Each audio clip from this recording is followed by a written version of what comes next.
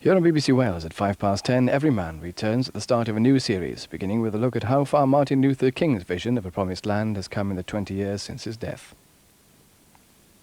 Now at almost 7 minutes to 10, the news with Moira Stewart.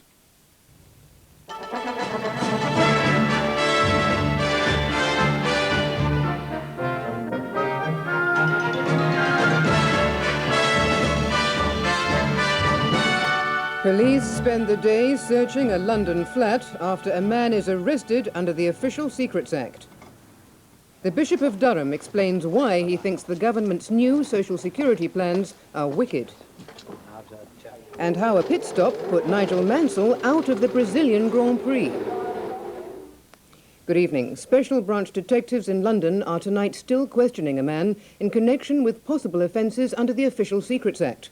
It's thought he's suspected of spying.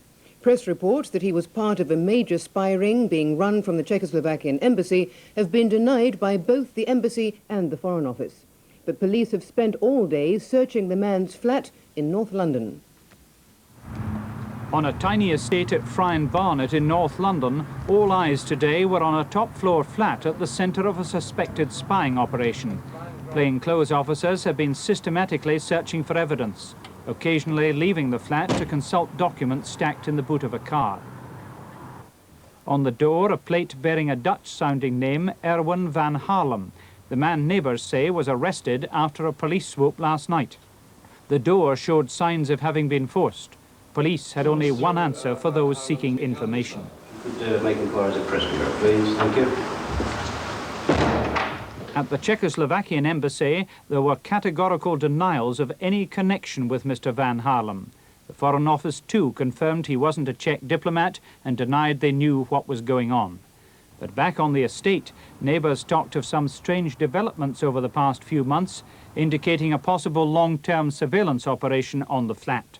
Awful lot of interference on television. This is one of the things that we had concerned us, not normal interference from... As I said to my daughter, I wish I could remember my old Girl Guide's Morse code. Could probably have cracked what they were whoever it was trying to say. It sounded like Morse code. Yeah. About 9:20 every evening. Had you complained about it at all? Yeah. Yes. Who did you complain to and what happened? Well, it's my daughter who actually telephoned Special Branch in November, around about November of last year. And to be honest, they were totally dismissive, and it was almost, oh, stupid young girl, nothing better to do. And the end of the conversation, after they'd asked quite a lot of questions, was, we suggest you get in touch with your local police. Tonight, police were still questioning a man at Rochester Row Police Station in Westminster. The Bishop of Durham has defended his remarks that the government's social security reforms are verging on the wicked. He says they will harm the needy. His comments on BBC Radio have brought criticism from Conservative MPs. John Stokes, who is also a member of the Church of England's General Synod, called it a vitriolic attack. Despite the condemnation of his remarks by Conservative MPs, the Bishop of Durham was unrepentant when he arrived to deliver his Easter sermon at Durham Cathedral today. Dr. Jenkins argued it was morally wrong for Mrs. Thatcher to deny that her social policies wouldn't hit the less well-off.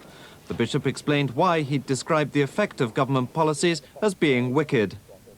And what finally brought me to it was this coming together of the budget, which was clearly a rich man's budget, and all the meannesses that are now arising out of the social security. And an example, for instance, is I know of somebody saved £6,000. Because of the social security, they'll be £14 a week worse off, whereas the budget gives people with hundreds of thousands of pounds all sorts of tax rebates. And that sort of thing, when you're claiming to be caring and claiming to help individuals, seems to me to be wicked.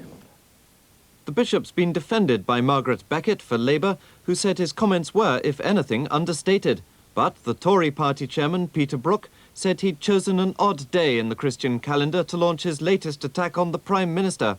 He argued Dr. Jenkins had missed the purpose of the social security changes, which was to target benefits on those most in need. The Church's relations with the government have been strained since it criticised Mrs. Thatcher's inner-city policies in 1985. Last November, Mrs. Thatcher summoned 8 leading bishops to Chequers to tell them they should take a new lead on issues of personal morality. And Douglas Hurd, the Home Secretary, told a fringe meeting of the Synod in February the Church should form a partnership with the state to rebuild moral standards and fight crime in inner cities. But some bishops have continued to attack government policies, and though the Archbishop of Canterbury was silent today about Dr. Jenkins's remarks, it's only a week since he said the Church might have a duty to question the government's use of the taxation system to reward success rather than meet urgent social needs. In his Easter sermon, the Archbishop of Canterbury compared the murders of the 2 army corporals at an IRA funeral with the crucifixion of Christ. But Dr. Runcie said fear could give way to hope in Northern Ireland. The gift of Easter comes through Jesus Christ by his resurrection from the death of the cross.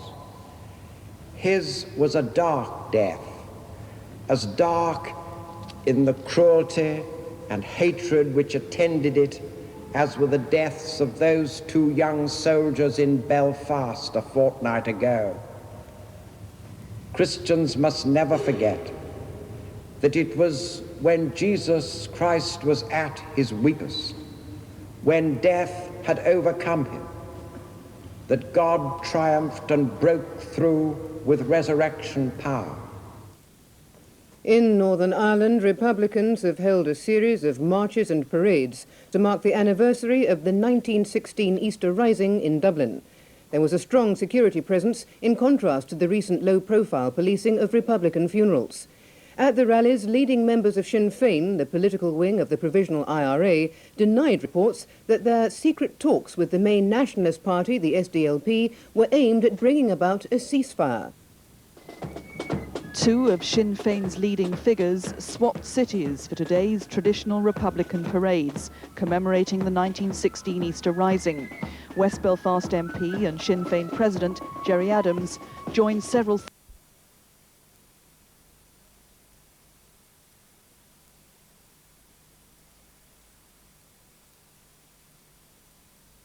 vantage point. What vantage point do you have? I'm looking right here.